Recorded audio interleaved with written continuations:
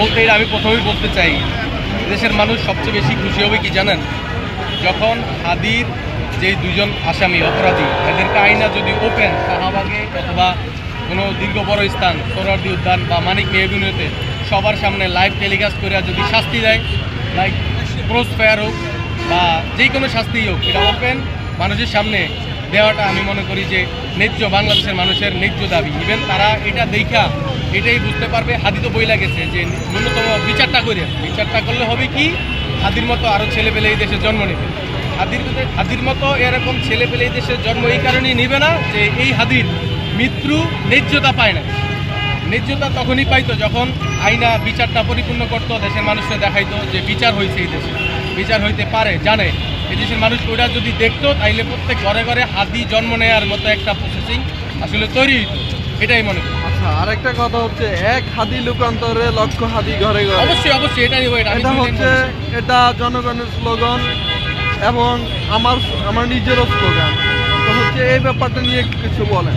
লক্ষ হাদি ঘরে ঘরে ওই সময় আসলে জন্ম হয় যখন এই দেশের আইন ব্যবস্থা সম্পূর্ণ রূপে কার্যকরিতা হয়। যেমন হাদির অপরাধীদেরকে যদি আইনা শাহবাগের মঞ্চে ঝুলাইতো, ক্রসফায়ার দিত, যেটাই আইনের রায় হইতো, যেই জিনিসটা রায় হইতো, এটা যদি কার্যকর করতো, ওই জেল কারাগারে নিয়ে ফাঁসি দেওয়া আর ভিতরে ভিতরে ক্রসফায়ার দিয়ে মেরে ফেলাটা কিন্তু বিচারের কার্যকরিতা না। অ্যাকচুয়ালি এটা হাদির ব্যাপারটা যদি ওপেনে হইতো, 10 জন মানুষ সামনে দেখতো, তাইলে 10 জনের ভিতরে আরও উন্মাদ জাগতো, ভিতরে সাহস পাইতো যে হাদির কণ্ঠে, হাদির মতো কইরা এই দেশের আপামর জনতার কণ্ঠে কথা বলাটাই হইল ধরেন সততা, ইনসাফ, এগুলা কায়েম হয়ে যেত যদি ওপেন এই শাহবাগে আইসা হওয়া উচিত। হাদি ভাইয়ের বিচার যদি না হয়, এর মাধ্যমে আমি মনে করি এই দেশের বাংলাদেশের আপামর জনতা এই সরকার পতন করার ডাক দেখ, এটা ডাক দেওয়ার মতো কাজ হবে।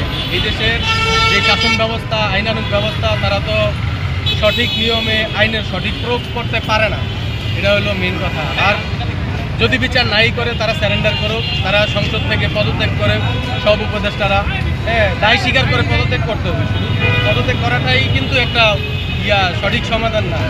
তারা সরাসরি এটা স্বীকার করুক যে আমরা ব্যর্থ, খুনি ইন্ডিয়াতে পালিয়ে গেছে, আবার আনতেও ব্যর্থ।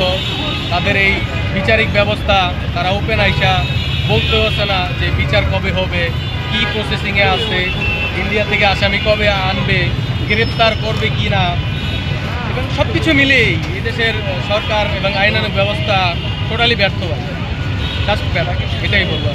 আচ্ছা।